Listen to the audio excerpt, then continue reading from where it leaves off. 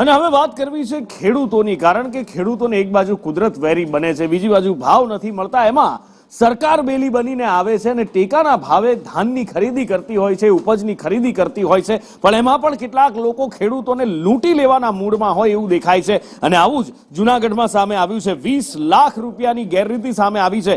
જ્યારે એક બોરી હોય મગફળીની બોરી, એનો વજન તમે જુઓ, એ કંતાનનું ગુણ હોય, કંતાનની બોરી, એનું 700 ગ્રામ વજન હોય છે, પણ અહીંયા ગણતરી કરવામાં આવે છે 1 કિલોની, એટલે કે 300 ગ્રામ વધારે ગણી લેવામાં આવે છે અને ખેડૂતોને એ 300 ગ્રામ મગફળીનું દર બોરીએ નુકસાન જાય છે. આ રીતે ખેડૂતો પાસેથી લૂંટ ચલાવતી હોવાના આરોપ લાગી રહ્યા છે.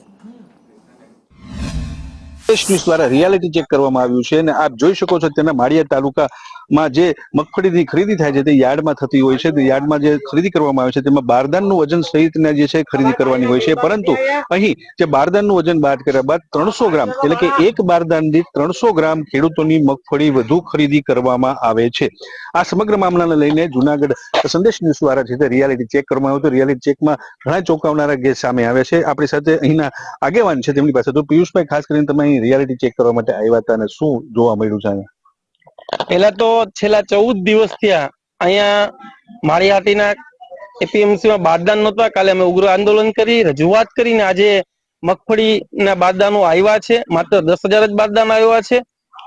એ બાદ આજે અમે જયારે આ એપીએમસી માં રૂબરૂ ચેકિંગ કરતા એક ચોંકાવનારો ખુલાસો થયો છે કે બારદાન માત્ર 700 ગ્રામ નું છે અને એમને 1 કિલો નું ગણવામાં આવે છે. એટલે 1 ગુણ્યે 300 ગ્રામ વધારે મગફળી ખેડૂતોની લેવામાં આવી રહી છે.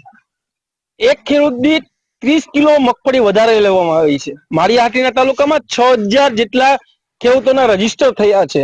એનો આપણે કેલ્ક્યુલેટ કરીને હિસાબ કરીએ તો 20 લાખ થી પણ વધારે રૂપિયા